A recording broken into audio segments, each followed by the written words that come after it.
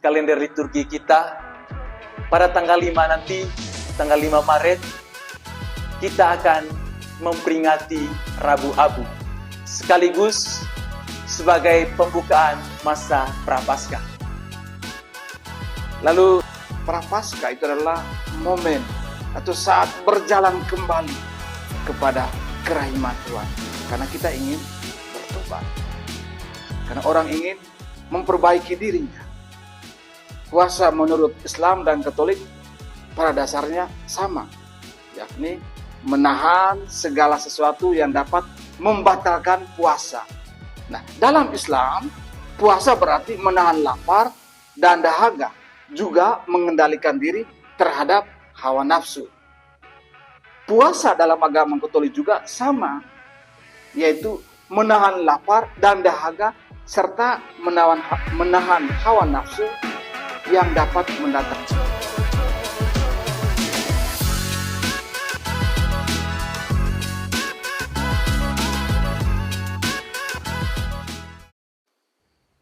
halo sahabat-sahabat Kristiani, kembali lagi bersama dengan kami, podcast Seminari Montfort Pondok Kebijaksanaan Malang. Pada kesempatan kali ini, kami akan membahas suatu tema yang sangat penting dalam periode kalender liturgi Kristiani. Pada kesempatan ini, kami akan membahas secara khusus berkaitan dengan masa Prapaskah. Dan hadir di sini bersama dengan saya, Frater Apri, Romo Fidelis Polobotan SMM, yang tentu saja tidak asing lagi bagi kita. Ngomong-ngomong, Romo, terima kasih atas kehadirannya yang ingin memberikan pengetahuan bagi kami terkait dengan masa Prapaskah. Terima kasih atas kehadirannya, dan bagaimana kabarnya? Baik, Frater, kabar saya luar biasa, kabarku baik sekali. Dan bagaimana kabarmu? Puji Tuhan, kabar saya juga baik, Romo. Terima kasih atas kehadirannya, dan kita akan berbicara mengenai masa Prapaskah, Romo. Ya. Dan dalam kalender liturgi kita, pada tanggal 5 nanti, tanggal 5 Maret, kita akan memperingati Rabu Abu, sekaligus sebagai pembukaan masa Prapaskah. Lalu, apa itu Prapaskah, Romo? Dan apa makna pemberian abu di dahi atau di kepala? Baik, Frater, untuk pertanyaan yang luar biasa. Dan kita sebagai umat Kristiani dipanggil untuk juga sungguh-sungguh mempersiapkan diri memasuki momen rahmat yang istimewa, masa Prapaskah. Umumnya kita kenal sebagai masa pertobatan, ya. Jadi masa Prapaskah pada dasarnya adalah periode yang mendahului dan mempersiapkan Triduum Paskah, puncak dan sumber dari semua kehidupan Kristiani dan perjalanan imannya.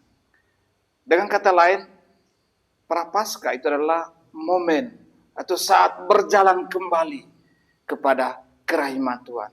Karena kita ingin bertobat. Karena orang ingin memperbaiki dirinya. Dan masa Prapaskah ini itu ditandai dengan penerimaan abu di dahi atau kepala. Nah, pada hari Rabu Abu, segenap umat Katolik menandai dirinya dengan abu di kepala atau dahi sebagai tanda pertobatan, sekaligus tanda yang menunjukkan identitas manusia Kristiani sebagai makhluk yang lemah dan rapuh di hadapan Allah. Lalu dari sudut pandang teologi biblis, penggunaan abu di sini memiliki makna ganda.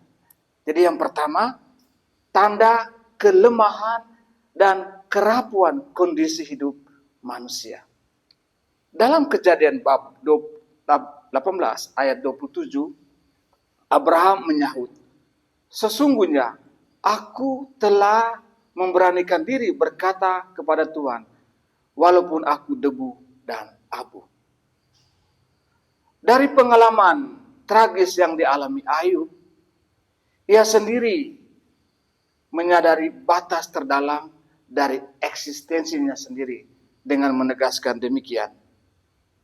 Ia telah menghempaskan aku ke dalam lumpur dan aku sudah menyerupai debu dan abu. Dalam banyak bagian lainnya dari Alkitab, dimensi kerapuan, keterbatasan, dan dari hidup manusia yang biasanya dilambangkan dengan abu, itu juga dapat kita jumpai dalam kitab Kebijaksanaan bab 2 ayat 3 atau dalam Sirat bab 10 ayat 9, bab 17 ayat 27. Itu yang pertama, frater. Lalu yang kedua, tanda nyata pertobatan seseorang dari perbuatannya yang jahat dan memutuskan untuk melakukan suatu siara baru menuju Tuhan yang Maha Rahim.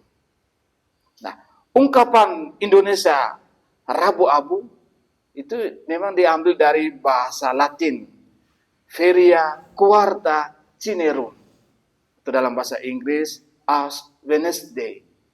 Dalam liturgi itu dipahami sebagai hari Rabu sebelum minggu pertama Prapaskah. Dikatakan bahwa dalam gereja-gereja Katolik Ritus Roma dan komunitas reformasi serta banyak gereja Protestan, hari khusus ini dipandang bertepatan dengan awal dari Prapaskah itu sendiri, yakni hari pertama dari suatu periode liturgi yang kuat berciri pembaptisan dan pertobatan sebagai momen persiapan untuk perayaan Paskah Kristiani. Nah, itulah sebabnya mengapa pada hari ini semua umat dari berbagai ritus Latin diwajibkan untuk melakukan penebusan dosa dan menjalankan puasa dan pantang daki. Ya. Berkaitan dengan ini ada tradisi berupa perayaan karnaval selama beberapa hari, 7 hari yang disebut dalam bahasa Italia Il Martedì Grasso atau dalam bahasa Inggris Shrove Tuesday yang mendahului perayaan Rabu Abu. Nah, dengan dimulainya Rabu Abu, umat Kristiani memulai apa yang disebut dengan, tadi saya sudah singgung, Prapaskah. Maka masa Prapaskah pada dasarnya merupakan periode yang mendahului dan mempersiapkan Triduum Paskah, puncak dan sumber dari semua kehidupan Kristiani dan perjalanan imannya. Seorang Kristiani tidak pernah memahami makna Natal hanya kecuali ia dapat memahaminya dalam terang peristiwa Paskah, wafat, dan kebangkitan Tuhan. Kira-kira itu yang bisa saya jelaskan, frater, berkaitan dengan Prapaskah dan makna penerimaan abu di dahi atau kepala. Oh ya Romo, dalam penjelasan tadi Romo menyinggung terkait dengan puasa. Dan praktik puasa ini bukanlah suatu hal yang menjadi kekhasan agama Katolik saja, tetapi di dalam agama-agama lain, misalnya dalam agama Muslim, mereka juga melakukan praktik puasa. Dan kalau tidak salah, tanggal 1 Maret mereka akan memasuki bulan suci Ramadan yang ditandai dengan puasa. Kira-kira apa perbedaan puasa yang dilakukan oleh umat Muslim dan puasa yang kita lakukan? Ya, tidak hanya soal perbedaan, tapi juga persamaan. Ya. Puasa dalam agama Islam dan Katolik memiliki perbedaan dalam hakikat dan tujuan, motivasi, dan juga cara pelaksanaannya. Kita lihat yang pertama, hakikat dan tujuan puasa. Nah, hakikat puasa bagi umat Islam adalah untuk keselamatan. Mereka melakukan puasa Ramadan, di mana pada bulan ini dosa-dosa mereka habis dibakar. Ada seorang yang mengatakan, namanya Labib MZ, mengatakan demikian. disebut Ramadan karena ia dapat membakar dosa-dosa dengan memperbanyak amal soleh. Ramadan artinya panas terik matahari. Itu hakikat. Lalu tujuan umat Islam berpuasa ialah untuk memperoleh pengampunan dosa. Menurut umat Islam pada bulan Ramadan inilah dosa-dosa mereka habis dibakar. Dengan demikian mereka juga dapat memperoleh keselamatan. Lalu kita melihat sekarang sedikit persamaan puasa Islam dan Katolik. Persamaan tentang puasa menurut pandangan Islam dan Katolik terdiri dari beberapa hal. Puasa menurut Islam dan Katolik pada dasarnya sama, yakni menahan segala sesuatu yang dapat membatalkan puasa. Nah, dalam Islam, puasa berarti menahan lapar dan dahaga, juga mengendalikan diri terhadap hawa nafsu. Puasa dalam agama Katolik juga sama, yaitu menahan lapar dan dahaga serta menahan hawa nafsu yang dapat mendatangkan dosa. Misalnya menahan nafsu atau godaan untuk memakan daging. Nah, persamaan tujuan puasa menurut Islam dan Katolik terletak pada hubungan seseorang dengan Tuhan. Menurut Islam, puasa sebagai upaya untuk mendekatkan diri seseorang kepada Allah dan bertakwa kepadanya. Nah, hal ini sama halnya dengan umat Katolik. Tujuan utama mereka berpuasa, kita umat Katolik berpuasa ialah untuk mendekatkan diri kita kepada Tuhan. Nah, sekarang kita lihat motivasi berpuasanya. Ya. Motivasi puasa bagi umat Islam adalah sesuai dengan ajaran Nabi Muhammad dengan aturan kitab suci Al-Quran mereka. Motivasi puasa yang benar yakni harus memuliakan Allah yang mereka sembah dan mereka puji. Di sana dikatakan, mengerjakan ibadah puasa Ramadan yang baik, umat Islam diharuskan mencontoh cara Nabi Muhammad dalam berpuasa.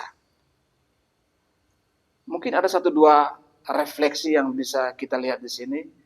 Sebenarnya dalam menghayati makna puasa, baik umat Islam maupun kita umat Katolik, sebenarnya ada bahaya di situ. Apa saja bahayanya? Ada bahaya bisa jadi begini. Puasa dapat disalahgunakan saudara-saudari ya oleh siapa saja sebagai ritualisme belaka, ritual agama saja.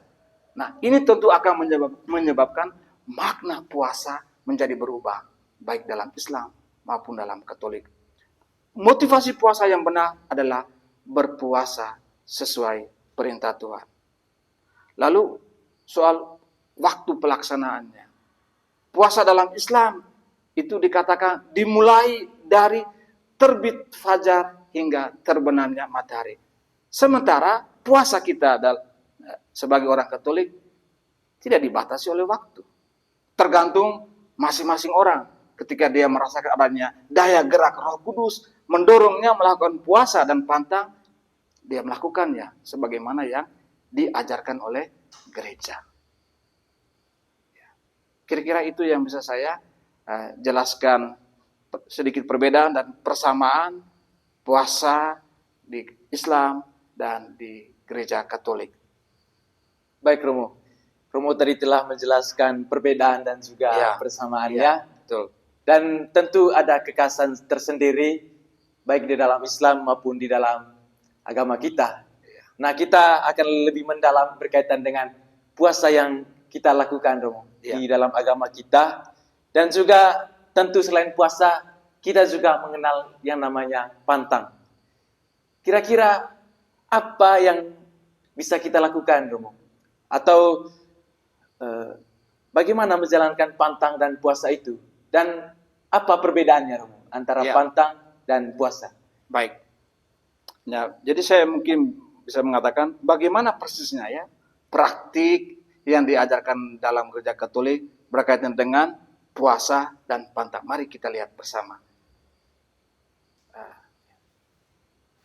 pantang makan daging atau makanan lain menurut ketentuan konferensi para uskup hendaknya dilakukan setiap hari Jumat sepanjang tahun.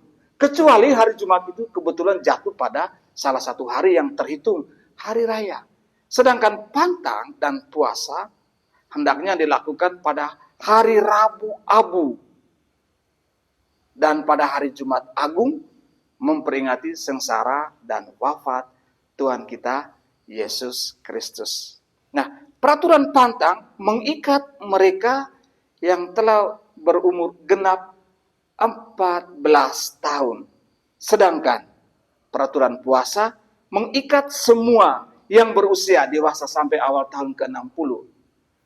Namun dikatakan bahwa para gembala jiwa dan orang tua hendaknya berusaha agar juga mereka yang karena usianya masih kurang tidak terikat wajib puasa dan pantang dibina ke arah cita-cita, cita rasa tobat yang sejati. Itu yang dikatakan dalam Kitab Hukum Kanonik nomor 1251 sampai 1252. Ya. Jadi sebagai orang Katolik wajib berpuasa itu pada hari Rabu Abu dan Jumat Agung. Ya. Dengan demikian, selama masa Prapaskah, kewajiban puasa hanya 2 hari saja. Lalu, siapa saja yang wajib berpuasa? Yang wajib berpuasa adalah semua orang beriman yang berumur antara 18 tahun sampai awal 60 tahun. Lalu apa artinya puasa? Tadi kan Fatir bertanya, ya. Apa artinya puasa? Puasa berarti makan kenyang hanya 1 kali dalam sehari, saudara-saudari. Jadi kalau untuk yang biasa, mungkin Frater juga ya, makan sehari 3 kali selama biasanya. Tapi pada masa puasa ini, makan hanya kenyang 1 kali dalam sehari. Untuk yang biasa makan 3 kali sehari, dia dapat memilih. Kenyang yang pagi hari kah, kenyang yang hanya untuk siang harinya, atau hanya untuk yang malamnya. Jadi memilih. Lalu orang Katolik wajib berpantang pada hari Rabu Abu. Nanti tanggal 5 Maret ini, ya, mungkin Frater juga bisa mulai bagaimana saya bisa berpantang ya. Berpantang pada hari Rabu Abu dan setiap hari Jumat Suci. Jadi hanya 7 hari selama masa Prapaskah. Nah, yang wajib berpantang itu siapa? Adalah semua orang Katolik yang berusia 14 tahun ke atas, seperti yang tadi sudah saya singgung. Pantang juga berarti misalnya pantang daging, ya tidak? Ya. Atau kalau selama ini suka merokok, pantang rokok. Frater merokok enggak? Tidak. Ah, ya. Atau pantang garam, suka makan garam? Ya, saya suka makan garam. Ya. Dan atau pantang gula dan semua hal lain, misalnya pantang hiburan seperti radio, televisi, bioskop, film, dan seterusnya. Jadi menahan diri untuk hal-hal itu. Nah, secara lebih dalam, kita bisa refleksikan ini. Puasa itu adalah tindakan sukarela. Tidak makan atau tidak minum seluruhnya. Yang berarti apa? Sama sekali tidak makan atau minum apapun. Atau sebagian. Yang berarti saya mau mengurangi makan atau minum. Nah, puasa Katolik selalu terlaksana bersama dengan doa dan derma. Kemudian terungkap, terwujud dalam aksi puasa pembangunan. Atau kita kenal dengan istilah APP. Jadi, doa, derma, dan amal kasih sebetulnya ya. APP. Nah, semangat yang bersama berlaku pula untuk pantang. Sehingga ada pertanyaan lain, kalau begitu, yang bukan semangat puasa dan pantang Katolik itu apa? Yang dimasukkan yang bukan semangat puasa dan pantang Katolik di sini misalnya berpuasa dan berpantang sekedar untuk kesehatan, untuk diet, ya, mengurangi makan dan minum atau makanan dan minuman yang disukai. Ya. Mungkin itu yang bisa saya jelaskan. Terima kasih Romo. Ini pertanyaan lanjutannya Romo. Ya. Berapa lama kita merayakan masa Prapaskah ini Romo? Dan juga selain pantang dan puasa tadi, apa saja yang bisa kita lakukan? Ya, baik. Ya, pertanyaan tentang berapa lama. Kalau menurut Frater kira-kira berapa lama? Itu sekitar 40-an, Ya, 40 hari. 40. Betul sekali. Jadi dalam gereja Katolik ya, masa puasa Prapaskah adalah periode 40 hari puasa dan pertobatan. Dan saya boleh merefleksikan menyebut masa ini sebagai masa padang gurun dalam tanda kutip ya. Jadi selama Prapaskah setiap kita umat beriman Kristiani dipanggil untuk melakukan pertobatan yang sejati, bertobat kepada Tuhan. Dan inilah panggilan Kristiani kita, berbalik arah. Sederhananya menjauhi yang buruk dan yang jahat. Saat yang bagus untuk semakin mendekatkan diri secara lebih intens dengan Tuhan. Singkatnya, saya dipanggil untuk melakukan apa yang disebut dengan metanoia, melakukan pertobatan diri. Dan saya dipanggil, kita semua umat Kristen dipanggil untuk berani masuk ke dalam pengalaman rohani padang gurun itu. Nah, pada masa 40 hari padang gurun inilah setiap orang Kristen Katolik dipanggil untuk mewujudkan 3 hal penting yang mendasar. Tadi saya sudah singgung ya, pertanyaanmu sebelumnya. Melakukan puasa, doa, dan amal terhadap orang lain. Tidak akan ada pengalaman kerahiman, saudara-saudari, yang sejati kalau seorang Kristiani dia tidak mengenali kemalangan, tidak mengenali keterbatasan dan kerapuhannya sebagai seorang manusia biasa yang berdosa dan tidak membuka dirinya kepada Tuhan. Seperti yang dilakukan oleh Zakheus, misalnya dalam Lukas bab 19 ayat 8, atau yang dilakukan oleh Petrus dalam Lukas bab 5 ayat 8, atau yang terjadi dalam wanita Samaria. Kita bisa bandingkan dalam Yohanes ya, bab 4 ayat 5 sampai bab 3, bab 17 ayat 3. Kepada kemurahan dan kerahiman Allah. Nah, orang-orang ini, mereka ini, Zakheus, Petrus, wanita Samaria, adalah contoh para pengikut Kristus yang setia mencari dan mau menemukan kerahiman Allah melalui jalan pertobatan mereka. Berarti masa ini, Romo, betul-betul merupakan masa yang penuh hikmat untuk bisa melihat ke dalam diri dan berusaha untuk merubah apa yang tidak baik dan mendekatkan diri Betul, pada hal yang baik. Betul sekali, Father. Nah, ini pertanyaan lanjutan, Romo. Tapi khususnya ini bagi generasi-generasi muda Ya. yang adalah generasi Z. Jadi generasi ini ditandai dengan penggunaan teknologi. Bahkan sejak kecil mereka sudah akrab dengan teknologi. Tentu ini memberikan banyak manfaat, tapi juga memberikan banyak dampak buruk. Dan penggunaan teknologi, internet, media sosial, itu sangat lumrah di kalangan generasi Gen Z ini, Romo. Kira-kira menurut Romo, apa makna Prapaskah bagi generasi Z ini? Iya. Disebut generasi Z karena sebelumnya ada generasi X dan Y, ya. Sekarang Z. Jadi sebuah generasi yang begitu terobsesi, tergila-gila dengan teknologi, secara khusus internet dan media sosial. Baik, Fatih. Pertanyaan yang sangat relevan dengan konteks orang muda dewasa ini, terutama generasi Z ya. Dan kita berada bersama dengan mereka. Di tengah derasnya arus informasi digital dan hiruk pikuk ya kehidupan manusia. Generasi yang tadi pernah tersebut, generasi Z, menemukan sebuah momentum yang berharga dalam ibadah puasa. Dalam kebiasaan ini, mereka menemukan ruang untuk melakukan apa? Ruang untuk, pertama, merenung.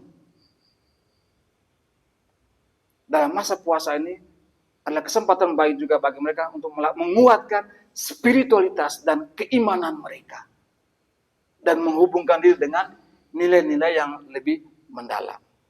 Nah, dibandingkan dengan generasi sebelumnya, generasi Z menghadapi tantangan yang lebih kompleks dalam menjaga apa?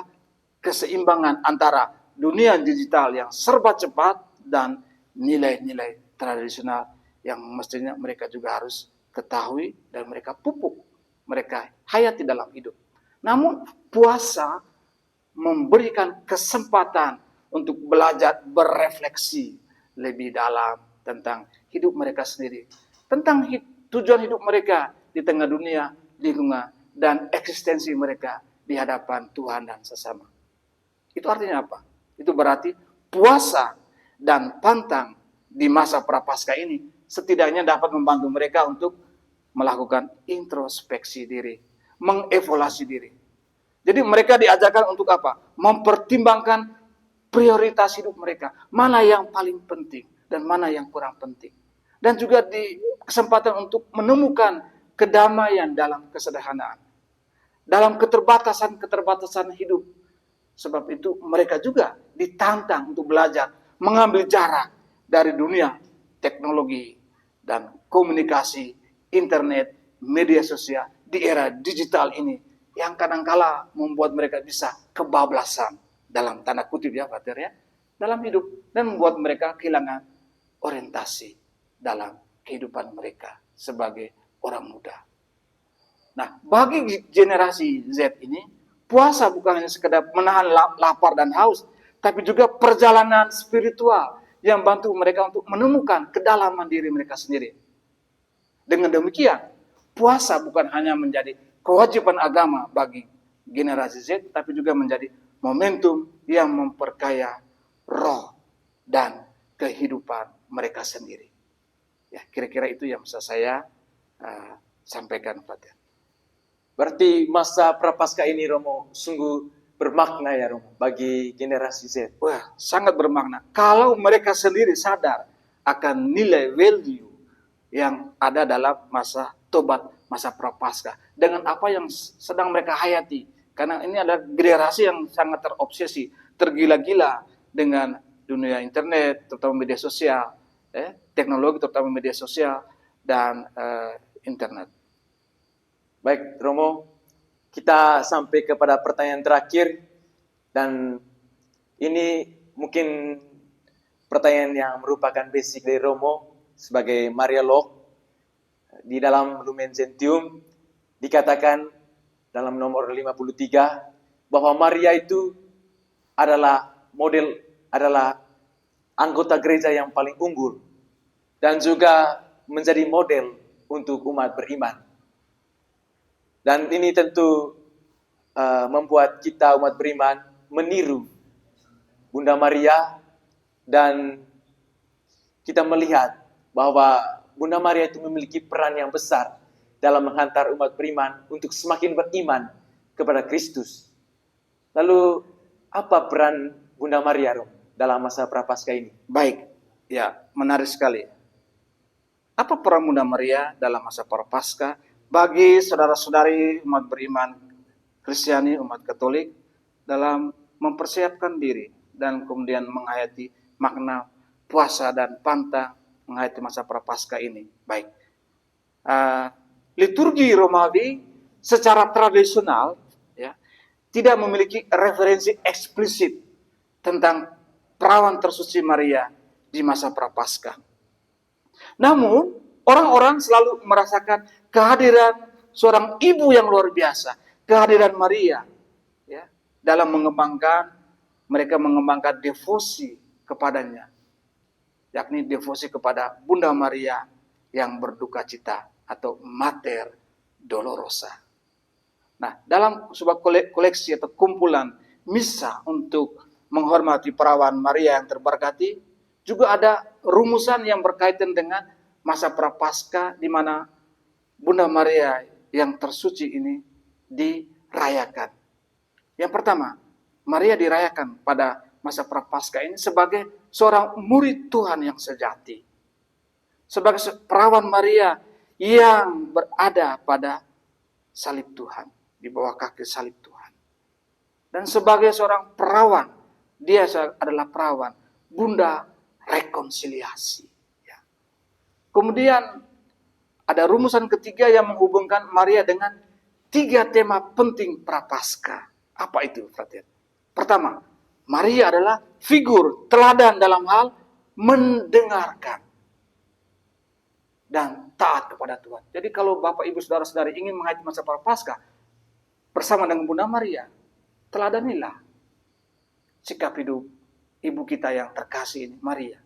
Dia adalah seorang yang sungguh-sungguh mendengarkan Tuhan, mendengarkan sabda Allah, dan taat padanya.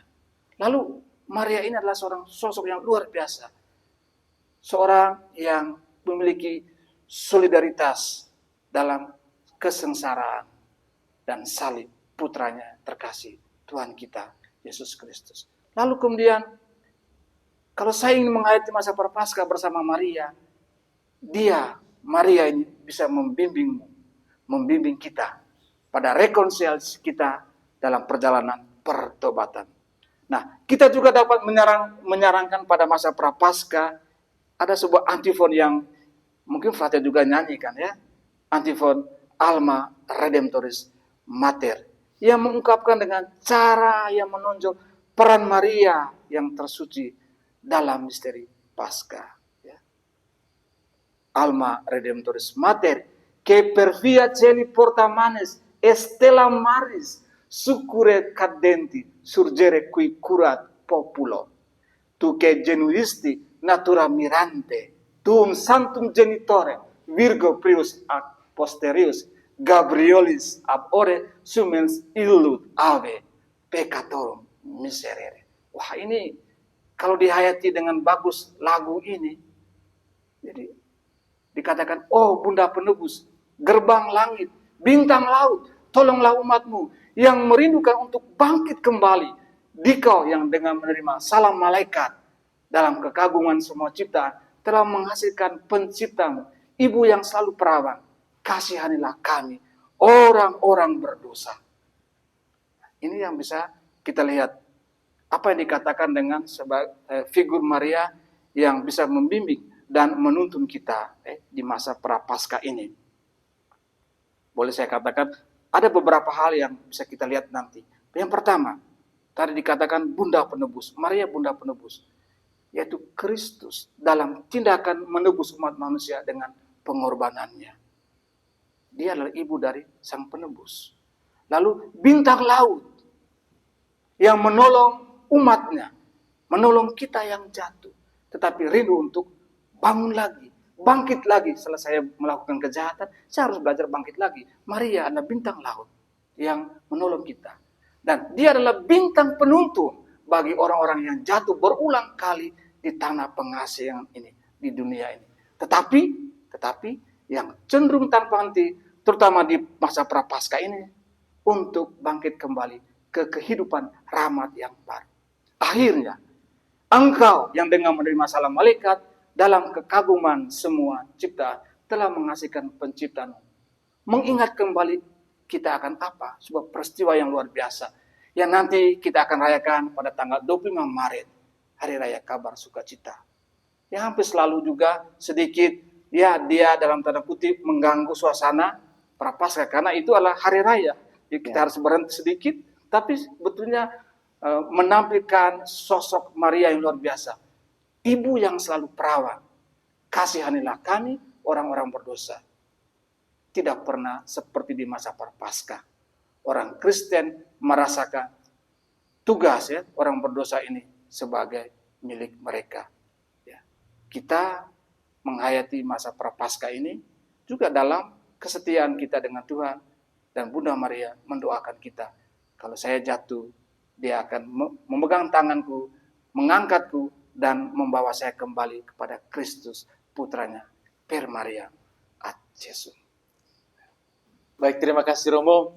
Saya kira kami sudah mendapat banyak hal dari penjelasan Romo terkait dengan masa Prapaskah dan juga peran Maria dalam masa Prapaskah ini.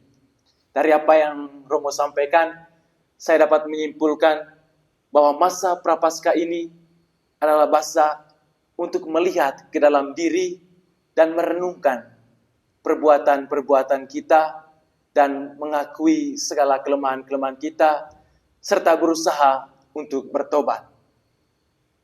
Kami mengucapkan terima kasih atas penjelasan yang boleh Romo sampaikan.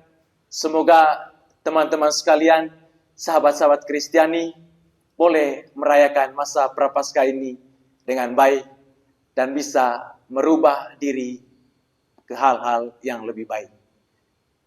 Kami mengucapkan terima kasih karena Anda telah menonton. Semoga Tuhan memberkati.